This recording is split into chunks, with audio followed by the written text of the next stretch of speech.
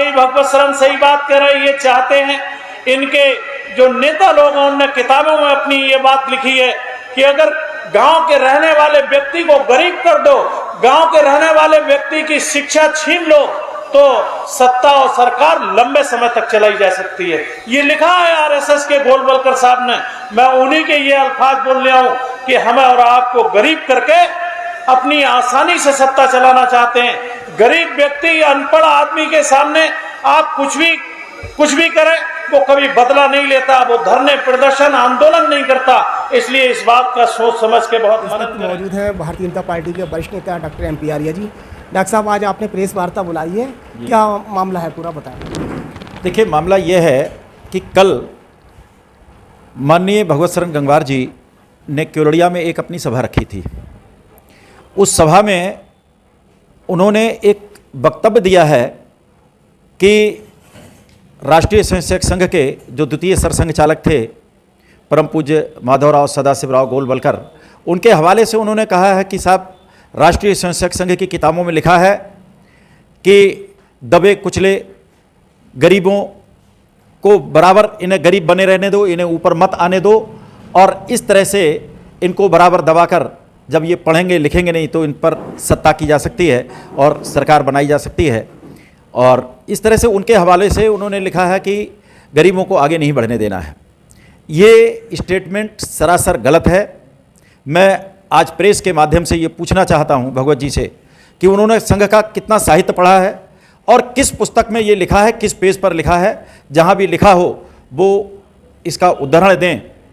अगर उन्होंने पुस्तकें पढ़ी हैं तो परम पूज्य गुरु जी की लिखी हुई खास पुस्तक है बंच ऑफ थॉट्स, जिसमें कि भारत के गरीबों के उत्थान के लिए तरीके लिखे हैं, उनकी शिक्षा किस तरह से आगे बढ़ाई जा सकती है, किस तरह से उनको शिक्षित बनाया जा सकता है, इसके बारे में उनके विचार लिखे हैं। लेकिन मुझे लगता है भगवत जी ने शायद संघ का साहित्य कहीं पढ़ा नहीं है। या तो वो ये बात सिद्ध कर दें कि संघ की पुस्तकों में ये लिखा है, वो पुस्तकें ला करके दिखा दें, और नहीं ला करके दिखाएं तो क्या उन पर मानहानि का दावा नहीं किया जा सकता है। आज तो मैं आप सब लोग के माध्यम से, मीडिया के माध्यम से ये चेतावनी देना चाहता हूं भगवत जी को कि आइंदा से इस तरह की कोई भी वक्तव्य देने से खुद को बचें और संघ को बदनाम ना करें। संघ एक राष्ट्रीय संगठन है, देश को उन्नति की तरफ ले जाने वाला संगठन है, देश को एक सही दिशा देने वाला संगठन है, भारत को मजबूत करने वाला संगठन है। उसको बदनाम करने का काम ना करें, अन्यथा उन्हें हो सकता है कि कहीं अदालती कार्रवाई या किसी दूसरी तरह की कार्रवाई का सामना करना पड़े। इस वक्त मौजूद हैं समाजवादी पार्टी के पूर्व मंत्री भगवत शरण गंगवार जी। मंत्री जी, आपसे जानना चाह रहा हूँ, कोयलड़िया में एक जनसभा के दौरान आपने एक टिप्पणी की थी RSS के ऊपर। तो कल भाजपा के जो दावेदार हैं डॉक्टर MP आर्या, उन्होंने एक प्रेस वार्ता करके आपके ऊपर मानहानि का मुकदमा और अदालती कार्रवाई की आपको एक चेतावनी दी है। इस पर क्या कहना चाहेंगे? जहाँ तक उनके द्वारा कही गई बातें मानहानि या मुकदमा करने की, वो उनका मन है, वो करें, शौक से करें, इससे हम नहीं डरते। दूसरी बात जहाँ कहना चाहिए, RSS की जो बात मैंने कही वो मैंने सही है और मैंने पढ़ी है। और जहाँ वो कह रहा है कि हमें जवाब दे, वो कौन होते हैं मुझसे जवाब लेने वाले? सबसे पहली बात तो ये है। और दूसरे, जब मुझे ज़रूरत पड़ेगी मुकदमे में तो मैं पेश कर दूंगा। और वैसे भी चाहे भारतीय जनता पार्टी की बात करें, RSS की बात करें, ये पूंजीवाद में विश्वास रखते हैं। और पूंजीवाद में जो लोग पूंजीवादी विचारधारा से चलते हैं, तो पूंजीवाद में सीधा है कि गरीब और गरीब होता है और अमीर होता है। और इसकी सामने, सबके सामने मिसालें कायम हैं। अंबानी साहब कोरोना के पहले चरण में 4 महीने कुछ दिन के चरण में देश के बड़े आदमी थे, वो एशिया के बड़े आदमी बन गए। और अडानी की इनकम 17 गुनी बढ़ गई। इनकम नहीं, यानी पूंजी संपत्ति उनकी 17 गुनी बढ़ गई। तो ये पूंजीवाद का खेल है और भारतीय जनता पार्टी पूंजीवाद का ही खेल कर रही है। जैसे आज बिजली पे जो संकट आया हुआ है, इनने सारे कोयले की खदानों को ठेके पर दे दिया। अब अडानी साहब और कई ग्रुपों पे है, अब वो लोग 9,000 रुपये टन आता था, अब उसे 20,000 रुपये टन के हिसाब से सरकार खरीदने का काम करेगी। और सरकार का पैसा, यानी टैक्स का पैसा, जनता का पैसा उन सेठों की तिजोरी में जाएगा। तो ये बड़ा साफ साफ विषय है।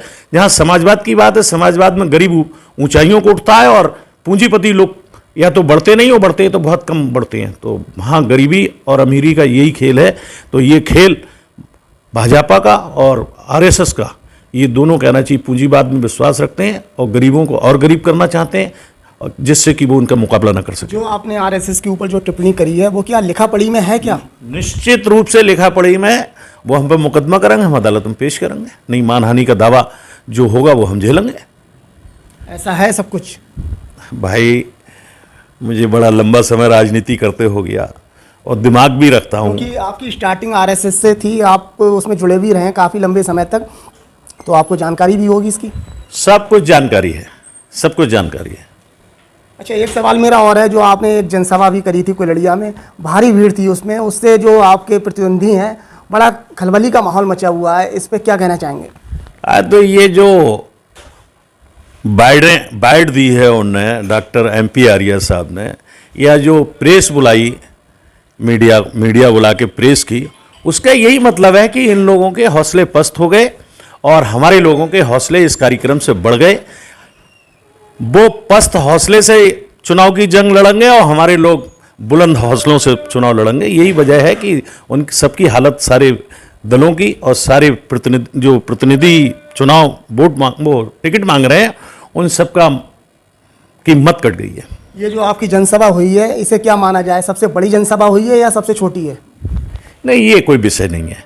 जहाँ तक मेरा मानना है कि मुझे बड़ा लंबा समय हो गया, मैंने ये इसलिए कहा है ना, आगे अभी आपकी और भी जनसभाएं होंगी, तो उसे क्या माना जाए, ये स्टार्टिंग सबसे छोटी है या सबसे बड़ी है? आप भीड़ के मायने में रख के क्या कहेंगे इस पर? अगर नवाबगंज के लोग मुझसे प्रेम करते हैं, मेरे कार्यों को स्वीकार करते हैं, मेरे विकास के कार्यों को बल देने का काम करते हैं और चाहते हैं कि और ज़्यादा भगवत के MLA बनने के बाद में, भगवत की सरकार बनने के बाद में और विकास के कार्य होंगे, तो इससे और बड़ी ही होगी, छोटी होने का तो कोई विषय नहीं। इस समय तो धान की इतनी बुरी दशा थी बरसात के कारण कि हर आदमी व्यस्त था धानों के काम में, और क्योंकि वो किसानों की मीटिंग थी, इनकी तरह व्यापारियों और पैसे वाले और ठेकेदारों की मीटिंग नहीं थी। ना पैसे देके डीजल डाल के कोई गया था, सब लोग अपनी कमाई का अंश खर्च करके उस कोलड़िया की मीटिंग में पहुंचे थे। और जब चुनाव जो निकट आएगा, अगर भगवत से प्रेम बढ़ता है तो मीटिंग और भारी होगी।